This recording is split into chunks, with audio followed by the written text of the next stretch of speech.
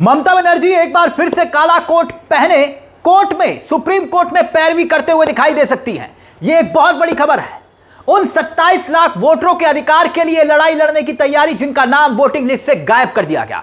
सबसे पहले ये हेडलाइंस देखिए, बैक टू बैक आपकी स्क्रीन पर होंगी। हेडलाइंस क्या? वोटर लिस्ट से नाम हटाए जाने के खिलाफ फिर कोर्ट जाएंगी ममता बनर्जी, बीजेपी पर लगाए गंभीर आरोप।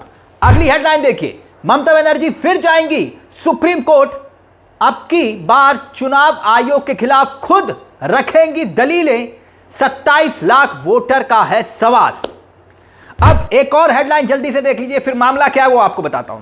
नामांकन के बाद सीएम ममता बनर्जी की हुंकार, बंगाल में एसआईआर पर कानूनी लड़ाई जारी रहेगी, 91 लाख का नाम कटना चिंताजनक। मैं बहुत दुखी हूं। पश्चिम बंगाल की मुख्यमंत्री और टीएमसी सुप्रीमो ममता बनर्जी के इसी भावुक बयान के साथ चुनावी माहौल के बीच बड़ा सियासी मुद्दा खड़ा कर दिया। यानी उन्होंने कहा कि मैं बहुत दुखी हूं। भवानीपुर सीट, जी हां, भवानीपुर सीट से नामांकन दाखिल कर रही थी ममता बनर्जी, और ममता बनर्जी ने उसी दौरान एक साफ संकेत दिया। संकेत क्या? उन्होंने यह कहा कि जो करीब 27 लाख वोटरों के अधिकारों को छीना गया है, उसके खिलाफ एक बार फिर से वो सुप्रीम कोर्ट का दरवाजा खटखटाएंगी, और इसी मुद्दे पर चुनाव आयोग से सीधा टक्कर लेने का ऐलान एक बार फिर से ममता बनर्जी ने कर दिया। और माना जा रहा है कि ईडी बनाम एपिक वाले मामले की तरह ही इस मामले में भी सुप्रीम कोर्ट में खुद दलीलें रख सकती है ममता बनर्जी। और इस बीच ममता बनर्जी ने एक बड़ा बयान दे दिया। यह बयान जो मन से, यह बयान हम आपको दिखाएंगे, और साथ ही साथ दिल्ली में समूचा विपक्ष एक साथ ममता बनर्जी के समर्थन में आ गया है। दिल्ली में क्या कुछ हुआ, यह विपक्ष की प्रेस कॉन्फ्रेंस थी, वो भी दिखाएंगे आपको। मगर सबसे पहले, जैसे कि आप जानते हैं कि पश्चिम बंगाल में 27 लाख लोगों के नाम वोटर लिस्ट से काटे जाने का मुद्दा इस वक्त चुनाव आयोग की नीति और नीयत पर सवाल खड़े कर रहा है।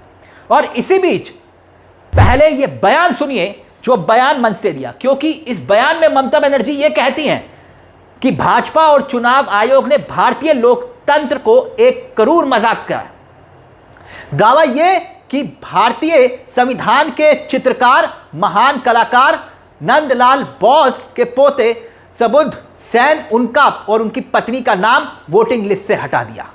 और चौंकाने वाली बात यह कि इसी वोटिंग लिस्ट में उनका नाम भी काट दिया गया जिनके घर अमित शाह ने खाना खाया था। सुनिए जरा ममता बनर्जी मन से क्या कुछ कह रही है, सुनिए जरा। যে পরিস্থিতিতে নির্বাচন হচ্ছে তার সাংঘাতিক। এত মানুষের নাম কেটেছে, দেখে দেখে উকুন বেঁচেছে, এত মানুষের নাম বাদ দিয়েছে, মা বোনদের নাম বাদ। যার বাড়িতে বসে মোটা ভাই খাবার খেয়েছিলেন সেই পরিবারের নামও বাদ। আমার কনস্টিটিউশনে প্রায় 62,000 সম্ভবত নাম বাদ দিয়েছে, তাতেও কিছু যায় আসে না। শুনুন, একটা ভোট থাকলেও সে ভোটটা তৃণমূল কংগ্রেসের বাক্সে পড়বে, জোড়া ফুলের বাক্সে পড়বে, বিজেপির বাক্সে পড়বে না, অন্য কোনো দলের বাক্সে পড়বে না। अब ये तस्वीर देखिए, जिस वक्त ममता बनर्जी अपना नामांकन भर रही थी, तब उस वक्त कितनी खचाखच भीड़ आपको दिखाई दे रही होगी सड़कों पर। आपको दिखाई दे रहा होगा कि भवानीपुर सीट से जब वो नामांकन दाखिल कर रही है ममता बनर्जी, तब कितनी खचाखच भीड़ है। और तभी उसी दौरान ममता बनर्जी ने साफ संकेत दिया कि 27 लाख वोटरों की लड़ाई वो सुप्रीम कोर्ट में लड़ने जा रही है, जिसका मामला अभी विचाराधीन है, लेकिन जिन्हें अब तक वोट देने का अधिकार नहीं मिला। मगर यहां पर क्या यह सवाल नहीं खड़ा होता दोस्तों कि जिन लोगों के नाम सूची में शामिल नहीं किए गए वो ट्रिब्यूनल में अपील कर सकते हैं, इसमें कोई दो राय नहीं, लेकिन इतने बड़े स्तर पर वोटरों को बाहर रखना सही है क्या?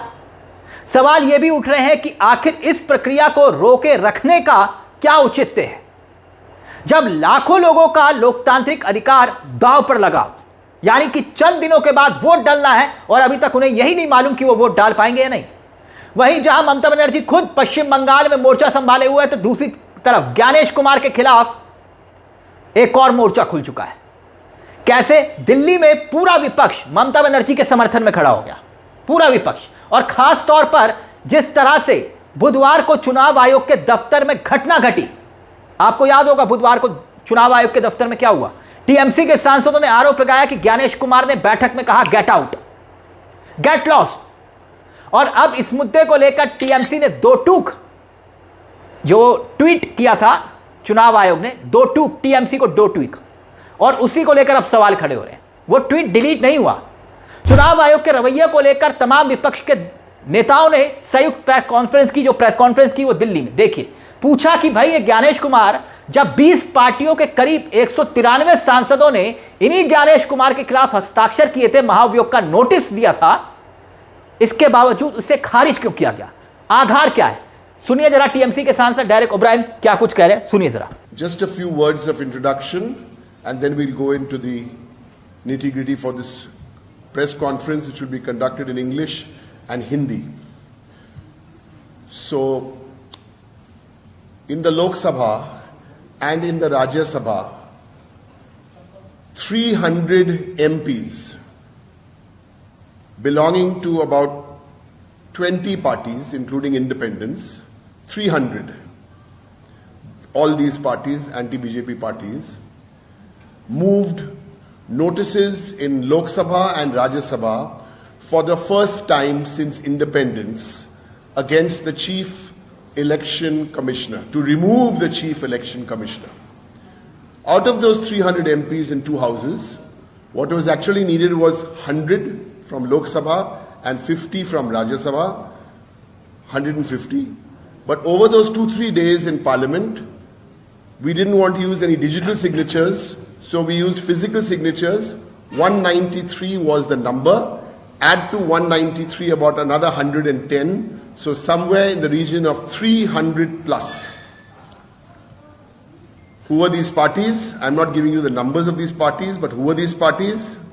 The Indian National Congress, the All India Trinamool Congress, the Samajwadi Party, DMK, AAP, RJD, Shiv Sena UBT, NCP SP, that is NCP SP, CPIM, CPI, and there were Aam Aadmi Party. Then I'm going again, RSP, RLP, KC, MDMK, BAP, VCK, JNK, NC, CPIML, JMM, IUML, RJD, did I say? So all these parties, I may have by mistake left out, MNM, KCM, I may have left out one party, but basically 300. Some of these parties are represented here today, and the only reason the others are not represented because they could not catch a flight. So we have today, from my right, the Delhi representative of the DMK, Yogesh. Arvind Kejriwal हो या फिर अखिलेश यादव हो, सबने चुनाव आयोग के x पर लिखे इस पोस्ट पर सवाल खड़े किए, जिसमें यहां पर वो ऐसा लग रहा था जैसे बीजेपी की भाषा बोल रहे हैं। विपक्ष के नेताओं ने सीधे ज्ञानेश कुमार पर निशाना साधा है। देखिए, जैसे उदाहरण के तौर पर दीपेंद्र हुड्डा सांसद हैं, वो क्या लिखते हैं, हरियाणा के चेहरे, हमने तो पहले ही देख लिया था कि चुनाव आयोग भाजपा के 12th मैन की तरह खेल रहा है, लेकिन यह भाषा देखकर तो लगता है कि अब चुनाव आयोग भाजपा के लिए प्लेइंग 11 यानी कि प्लेइंग 11 में ओपनिंग बल्लेबाजी करना चाहता है। ना यह निष्पक्षता की भाषा है और ना ही निष्पक्ष चुनाव कराने की नीयत। खैर, ममता बनर्जी ये कह रही हैं कि मैं दुखी हूं क्योंकि जो अनगिनत लोगों के नाम हटाए गए हैं, काटे गए हैं, उसको लेकर सवाल खड़े हो रहे हैं। दरअसल 1 करोड़ से ज्यादा वोटर्स में से 32 लाख नाम यहां पर रखे गए हैं जिनको काटे जाने, और ऐसे में सुप्रीम कोर्ट में एक केस दायर किया था ममता बनर्जी ने। पहले चरण में 58 लाख लोगों के नाम हटा दिए थे, याद होगा आपको, लगभग 60 लोगों के। वो चैप्टर अभी खुला हुआ है, बाकी है।